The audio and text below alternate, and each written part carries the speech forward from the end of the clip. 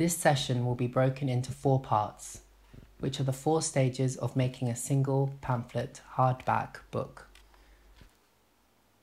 This is folding, binding, the hardback, and the end paper or lining. Firstly, let's just make sure we have brought all the right materials and tools. You will need a cutting mat, A4 grey board / cardboard, a long strip of book cloth or thick paper which is 72mm wide and 290mm long, a metal ruler, brush, pencil, sewing or embroidery thread, rubber, scalpel, 2 sheets of A4 coloured paper or decorative paper for the cover, 8 sheets of A4 paper, not too thick, 2 sheets of coloured paper for the end papers, plenty of scrap or newsprint paper, masking tape, an awl or a needle and cork, a bone fold. If you don't have this, then you can use a ruler, scissors, a needle, and PVA glue. To start, fold each of your A4 sheets and end papers in half, making sure you are meeting the corners. When you fold it in half, take your bone fold or a ruler and press down on the fold, working your way from the middle to the end of your paper. Then fold it back on itself. Once you have done all your folding, you're going to tuck each folded sheet into the next to create a pamphlet, with the end papers on the outside. This is how it should look. For the binding, you will need to make some marks with your pencil to show where you'll need to pierce a hole. Take the sheet that's on the inside of your pamphlet and place it on the outside. With a ruler and a pencil, make a mark for every centimetre across the spine. Then place the sheet back on the inside of your pamphlet. At this point of the process, you will need to use either the awl or the cork and needle to pierce the holes. Hold your folded paper open at a 90-degree angle, take your needle and pierce through it at a 45-degree angle. Your aim here is to pierce a hole through the creases of the paper and not the pages of your book. Do this for every mark that you have made. Grab some thread that is around the length of your arm and thread this through the needle. You want to tie a knot at the end of the string big enough so it won't just pass straight through the hole in your paper. Then take your pamphlet and pass the needle through the first hole and then back through the second. Then through the third hole and back through the fourth. You will continue to do this running stitch all the way to the end. If you notice your thread getting tangled, try not to get frustrated. Just take it slowly and keep your eyes on it. You want to pull the thread enough so that there is no slack, but not too much that you will rip the paper by going through the holes. The amount of tension is something you just learn through practice, but once you start binding, you'll pick it up quite quickly. When you reach the last hole, go through it as you would with the others, and then return it back through your previous hole, then continue until you get to the first hole.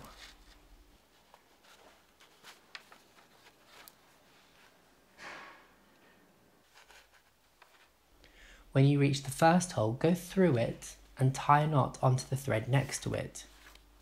So you're just passing the needle back under the previous stitch and then returning it back through the loop of your thread to make a knot.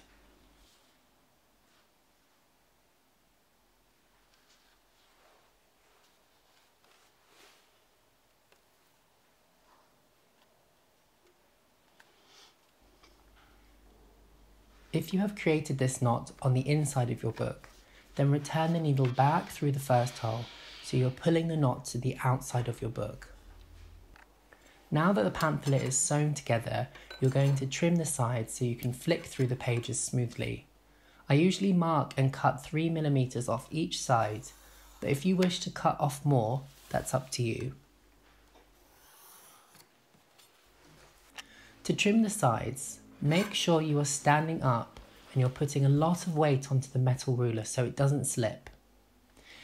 Then take your scalpel and cut at a straight angle without pressing down too hard.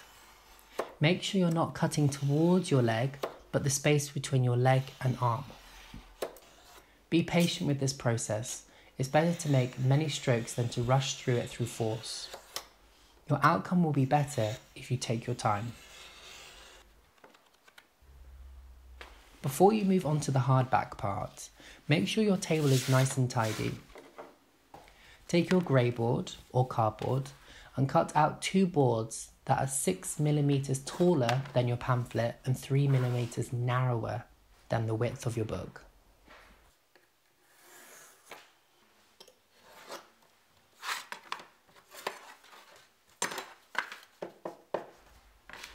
Take the pencil and draw a line 6mm from the spine edge on both sides of the pamphlet. So you can measure how much spine allowance you need, take a small offcut of cloth or a scrap piece of paper, and with the boards and pamphlet held into position along the pencil lines, wrap the offcut around the spine edge and crease the cloth along the edges of the board. Mark the creases with a pencil and then measure. This will be the spine allowance. While you do the next stage, place your pamphlet under some weights or heavy books so it is nicely pressed down. You will now take your book cloth or the long strip of card and on the back draw a line through the centre and a line for our turning allowance.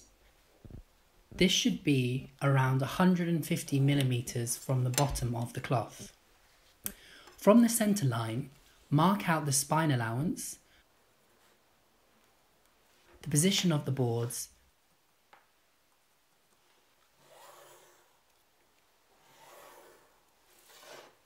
and the 150mm turning allowance at the top of the spine. Cut off any excess cloth you might have. The width of the cloth that covers the boards can vary depending on how much you would like. Make a line on both sides of the boards to show where the book cloth ends. This will help you to neatly glue them together. So you can avoid getting glue everywhere, make sure your station is nice and tidy. Take away the cutting mat, the scalpel, and any excess paper or cloth.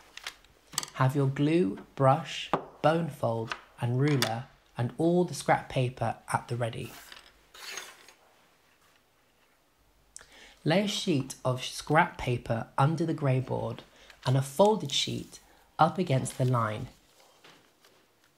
and begin to stamp glue onto the area you wish to stick to the cloth. With gluing, don't use too much and make sure to cover every bit, including the corners. Now take all your scrap paper away and lay your grey board down onto the book cloth.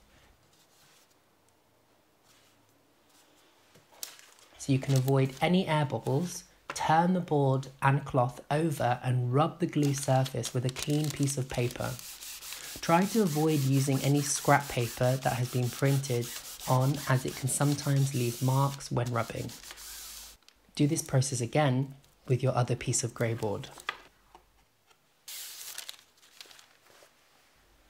Once the boards are stuck down, you are then going to place a sheet of scrap paper under your turn-ins.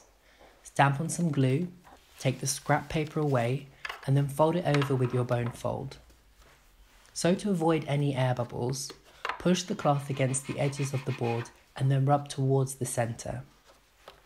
Sometimes excess glue can seep out from under the book cloth, which can be messy, so make sure to check your bone to keep it clean.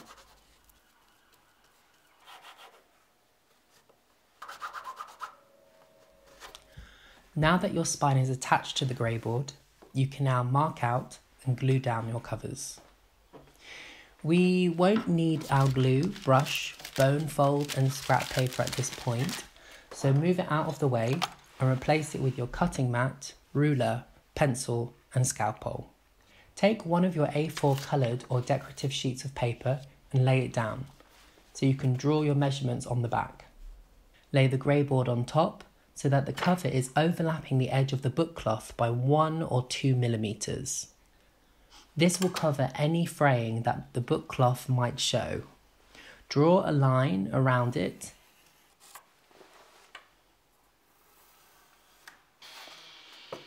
and another line that is the depth of the grey board.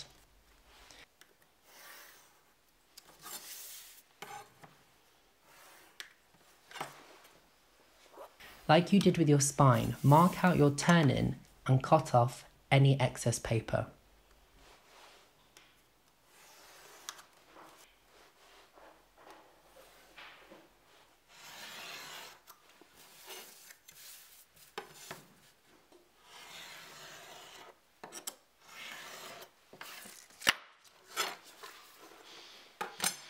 Fold over the corners of your turn-in at a 45-degree angle, up to the second line, which is the depth of your grey board, to create a right angle, and then cut these off.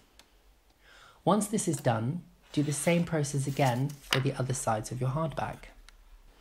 Now that your covers are ready to be glued, move the cutting mat, ruler, pencil and scalpel out of the way and replace it with the glue, brush, bone fold and scrap paper. Lay a sheet of scrap paper underneath the grey board and another on top, considering the 1 to 2 millimeter overlap. Stamp down your glue, remove your scrap paper and place it onto your cover. Again, use a clean sheet of scrap paper to rub away any air bubbles that can be caught underneath the surface. Repeat the process for the other side of your book.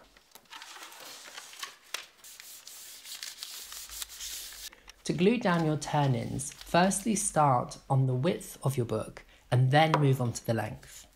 Lay a sheet of scrap paper underneath, stamp down your glue and then pull the scrap paper away and then fold it over with your bone fold. Like before, you need to push the cloth against the edges of the board and then rub towards the centre, but this time also push down on the corners of the cloth, like this. If you wish to save some of your scrap paper, fold it in half so the gluey sides are stuck together, so you can then use that scrap piece of paper again.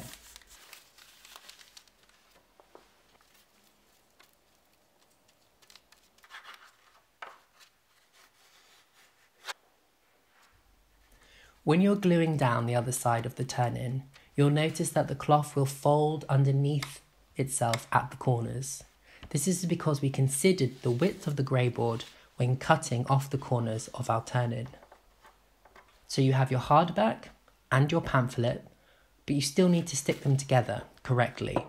All you'll need is a pencil, scrap paper, a brush and glue.